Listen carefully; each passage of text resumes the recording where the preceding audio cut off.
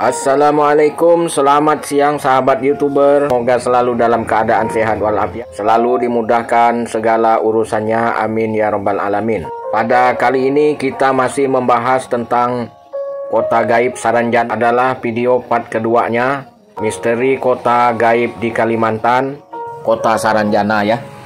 Pada video yang kedua ini kita akan melihat Saranjana dari fakta sejarah dan akan mengulasnya secara tuntas. Semoga dapat menghibur sahabat YouTuber semua. Kota Saranjana yang modern dan mistis ini adalah kota gaib. Saranjana menjadi perbincangan lantaran kisahnya yang penuh misteri, gaib. Namun kota ini dikatakan adalah kota yang sangat modern. Bahkan beberapa artis juga pernah konser di kota gaib Saranjana ini. Seperti apa fakta sejarahnya? Mari kita ikuti pembahasannya di dalam video ini. Kota Saranjana ini berada di Kalimantan Selatan, yaitu terletak di Kabupaten Kota Baru. Kisah misteri terkait kota ini adalah kawasan yang maju, jalan yang lebar, gedung yang tinggi, serta penduduk yang cantik dan tampan. Saranjana sendiri di alam nyata dan secara administratif tidak ada di Kabupaten Kota Baru. Namun Saranjana ini diyakini oleh sebagian besar masyarakat Kota Baru dan dianggap sebuah kota yang pernah ada. Salah satunya orang yang pernah masuk ke kota Saranjana ini adalah Pua Lebak. Seperti yang dikutip oleh laman kumparan.com, melansir bahwa sebagian masyarakat Kota Baru percaya keberadaan Saranjana.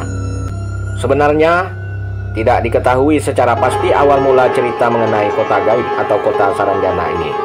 Kalau ditanya ke orang Kota Baru, pasti mereka tahu soal Saranjana, atau paling enggak mereka pernah dengar. Begitu kata Pak Mashur, dosen Universitas Lambung Mangkurat yang juga seorang sejarawan Kalimantan Selatan. Mashur mengatakan kalau Saranjana tidak dapat terlepas dari aspek sejarah lisan, lantaran batas fakta atau mitosnya sangat tipis sekali. Keberadaan kota yang hilang ini bisa dilihat dari aspek historis melalui metode penelitian sejarah. Metode yang digunakan mulai dari metode heuristik, verifikasi, interpretasi, dan juga historiografi. Ungkap Pak Mashur. Keberadaan Saranjana ini lebih lanjut dijelaskan oleh Mashur. Jika kamu mencarinya di peta modern Indonesia, maka pulau laut ini nyaris tidak terlihat, lantaran ukurannya yang kecil. Sebenarnya, kata Pak Mashur, pulau ini tidak terlalu kecil sih. Ukuran pulau ini luasnya mencapai 1873 km persegi, apabila dibandingkan dengan luas Jakarta yang hanya 661 km persegi. Artinya, pulau laut yang menjadi pulau keberadaan kota Saranjana ini 2 kali lebih besar daripada pulau yang ada di Jakarta. Pulau ini mempunyai 6 kecamatan yang terdiri dari 74 desa dan 4 kelurahan. Semuanya masuk dalam Kabupaten Kota Baru. Kawasan ini masuk ke dalam Kabupaten Kota Baru. Sebagian wilayah berada di Kalimantan Selatan. Pada tahun 2005, jumlah penduduk pulau ini hanya sekitar 127.000 jiwa. Lebih banyak penduduk Kota Baru berada di Pulau Saranjana. Ibu kota kabupaten ini berada di bagian utara pulau, namun memang tidak ada nama Saranjana ataupun Tanjung Saranjana, tegas Pak Mashur. Tanjung Saranjana adalah nama lain dari Saranjana yang dikenal sebelumnya. Malah nama Saranjana ada di peta dan ada di dalam kamus zaman Belanda. Menurut Mashur, Saranjana sebagai kota bisa dilacak keberadaannya melalui peta pada zaman penjajahan Belanda. Peta itu bertajuk Peta Wilayah Pesisir dan Pedalaman Borneo. Sedangkan Borneo adalah nama lain dari Kalimantan. Peta ini dibuat oleh naturalis asal Jerman yang bernama Salomon Muller pada tahun 1845. Peta ini diterbitkan oleh Lembaga Penerbit Peta Nusantara yang ada pada zaman penjajahan Belanda. Muller menulis sebuah kawasan yang bernama Tanjung Saranjana dalam peta buatannya tersebut. Tanjung Saranjana ini berada di sebelah selatan Pulau Laut, batasan dengan wilayah Pulau Kerompotan, ataupun di dalam bahasa Indonesianya Pulau Kerumputan dan Pulau Kijang. Demikian dijelaskan oleh Mashur. Kemampuan Muller dalam membuat peta sebenarnya tidak perlu dipertanyakan lagi, tentunya untuk melacak pulau ini secara historis. Muller adalah anggota Dinas Kehutanan Hindia Belanda.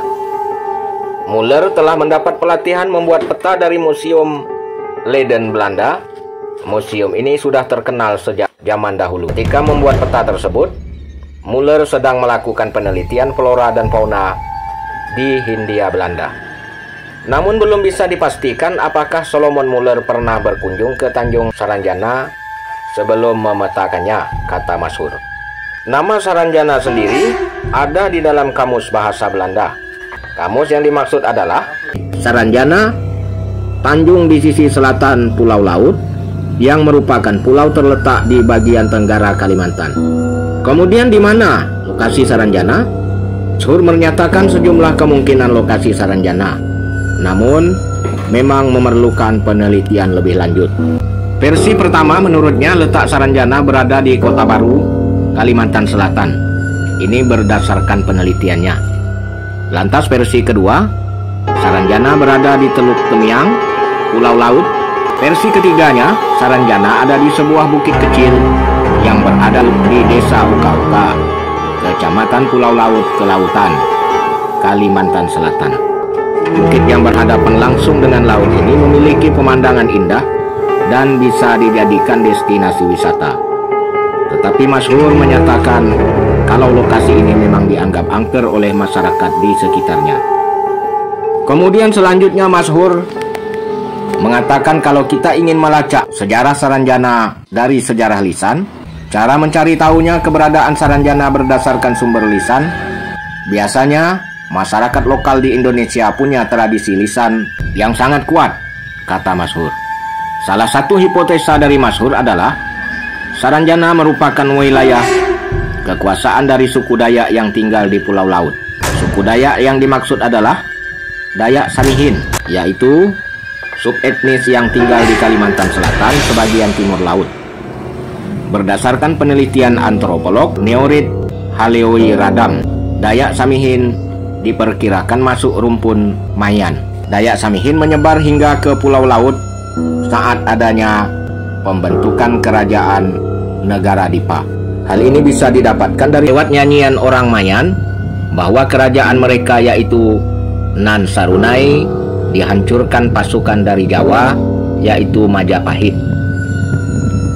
Orang Mayan terusir dan mengungsi ke sejumlah tempat di Kalimantan, termasuk orang Dayak Samihin yang tinggal di beberapa tempat di antaranya Pulau Laut. Adapun sumber lainnya dari buku sejarah Kota Baru yang diterbitkan pada tahun 2008, pada masa sebelumnya masuk agama Islam. Suku Dayak yang mendiami Kota Baru masih menganut kepercayaan animisme. Mereka hidup berkelompok. Mashur memperkirakan keberadaan Saranjana kira-kira dari suku Dayak Samihin sebelum tahun 1660. Pada tahun 1660 ini diambil berdasarkan catatan sejarawan Goh Yon Fong yang menyatakan Pulau Laut menjadi hadiah atau tanah Apanage. Hadiah ini diberikan oleh Kesultanan Banjar kepada Pangeran Purabaya sebagai penghormatan dan imbalan perdamaian. Sebelumnya bangsawan Banjar telah mengangkat Raden Bagus menjadi Sultan Banjar yang memerintah dari tahun 1660 hingga 1663. Mashur menjelaskan lagi, secara terminologi, jika dibandingkan dengan kosakata India, yaitu Saranjana berarti tanah yang diberikan. Demikian kajian kota Saranjana, kota gaib menurut ahli sejarah, dosen di Universitas Lambung Mangkurat, Kalimantan Selatan. Semoga bisa memberikan informasi terbaik kepada sahabat YouTuber semua. Semoga bermanfaat. Assalamualaikum, selamat siang.